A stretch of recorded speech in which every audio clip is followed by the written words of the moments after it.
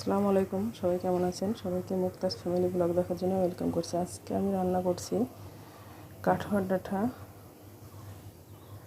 চচ্চড়ি। এর জন্য ভালোভাবে কাঠুয়ার ডাঁটা নিয়ে, আজকে ফ্রেশ অবশ্যই, এটা বাজার থেকে আনা কাঠুয়ার ডাঁটা নিয়েছি এবং ভালোবেসে এটাকে ধুয়ে প্রেশার কুকারে দিয়ে দিয়েছি। আজকে আমি ঝটপট রান্না করব, এর জন্য প্রেশার কুকারে দিচ্ছি।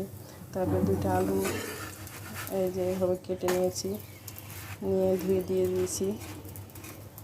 তারপরে আমি আমার বাসার ডাল এটা দিয়ে দিচ্ছি। এটা দেশি ডাল, গ্রাম থেকে আনা, আমার মা দিয়েছে আমাকে।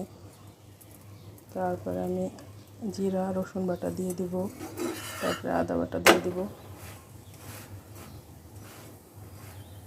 সবগুলো উপকরণ এক একভাবে ভালোভাবে দিয়ে দিব। তারপরে আমি হাফ কাপ পেঁয়াজ দিয়ে দিয়েছি কুচি করে। তারপরে আমি স্পাইসি মশলাগুলো দিয়ে দিব।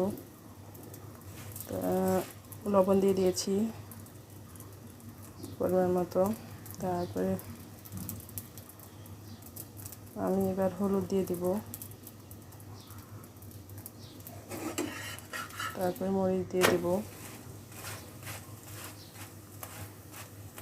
সবগুলো উপকরণ ভালোভাবে দিয়ে আমি হাত দিয়ে এটা মেখে নেব। মেখে নিয়ে হালকা পানি দিয়ে, যতটুকু পরিমাণে পানি লাগে, প্রায় 2.5 কাপ মতো পানি লাগবে। তারপরে পানিটা ভালোভাবে দিয়ে প্রেসারে দিয়ে 2টা সিটি দিয়ে নেব। 2টা সিটি দেওয়ার পরে এই যে আমার এই লোকটা আসছে, মাখো মাখো টাইপের। সবগুলো ভালোভাবে সিদ্ধ হয়ে গেছে। আমি এবার বাগার দিব। বাগার দেওয়ার জন্য আমি কড়াই বসিয়ে দিয়েছি এবং কড়াইয়ে তেল দিয়ে পেঁয়াজ দিয়ে দিয়েছি। অনেকে এখানে অবশ্য পাঁচফোড়নও দেয়, তবে আমার ফ্যামিলির ছেলেমেয়ে বা আমি পাঁচফোড়নটা পছন্দ করি না, এর জন্য এমনি তেলে বাগার দেবো। তেলে আর পেঁয়াজ দিয়ে, এখানে রসুন দিতে পারেন। এই যে বাগার দিয়ে দিচ্ছি। বাগার দেওয়ার পর একটু হাঁড়িতে দিয়ে বরফ তুলে নিয়েছি, দিয়ে জিরা গুঁড়া দিয়ে দিয়েছি।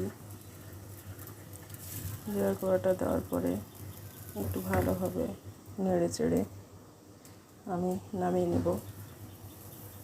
এই যে আমার কাঠুয়া ডাঁটা রান্না হয়ে গেছে, আমি নামিয়ে নিয়েছি এবং পরিবেশন করে নিয়েছি।